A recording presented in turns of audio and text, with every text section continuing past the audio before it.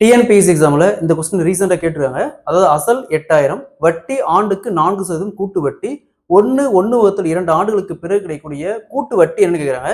So compound இன்ட்ரெஸ்ட்ல இந்த model some கேட்டாங்களா எப்படி குயிக்காக சால்வ் பண்ணலாம் போகலாம். அதுக்கு முன்னாடி நம்முடைய அகாடமியில் 2026ஆம் ஆண்டு வரக்கூடிய டிஎன்பிஎஸ்சி மற்றும் போலீஸ் எக்ஸாமுக்கான எஸ்பெஷலி மேக்ஸ் அண்ட் ரீசனிங்னு தனியாக online live classes and test batch போயிட்டு இருக்கு.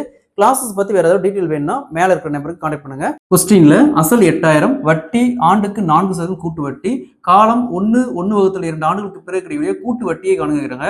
கூட்டு வட்டியில இந்த மாடல் சம் கேட்டாங்களா. ஃபர்ஸ்ட் அசல் எவ்வளவு 8000 அப்படி ரேட் பண்ணிக்காங்க. அசல் 8000 பெருக்கல் வட்டி 4% அப்படிங்கிறாங்க. வருஷம் 1/2 வருஷம் சரிங்களா. ஸோ 1.5 வருஷம். ஃபர்ஸ்ட் இது ரெண்டா அப்படி பிரிச்சுங்க. அந்த பின்னத்தை இது ரெண்டா பிரிச்சுங்க. ஃபர்ஸ்ட் 1 வருஷம். ஸோ ஆண்டு வட்டி 4% அப்படிங்கிறாங்க. அப்படியே இந்த 4% எப்படி எழுதுவோம், 4/100% 100 எழுதுவோம். ஸோ டினாமினேட்டர்ல இந்த 100 அப்படியே போட்டுருக்காங்க. இந்த ரெண்டையும் ஆட் பண்ணி நியூமரேட்டர்ல 100 + 4 104 பெருக்கல். அடுத்தது பாருங்க அரை வருஷம் இருக்குது.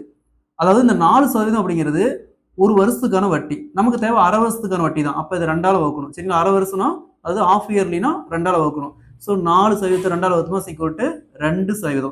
2% எழுதுவோம். 2/100% 100 எழுதுவோம். ஸோ டினாமினேட்டர்ல இந்த 100 அப்படியே போட்டுவாங்க. 100 இது ரெண்டையும் ஆட் பண்ணி 100 + 2 102 நியூமரேட்டர்ல போட்டுவாங்க. நெக்ஸ்ட் இங்க ஒரு 3 0 அப்படியே கேன்சல் பண்ணிடலாம். ஸோ பேலன்ஸ் என்ன இருக்கும், 8 × 104 × 102 அப்படியே பெருக்குங்க. 84,864 வகுத்துல ஒரு 10 இருக்கு. ஸோ அப்போ ஒரு தள்ளி புள்ளி வச்சோமா = 8486.4 வரும்.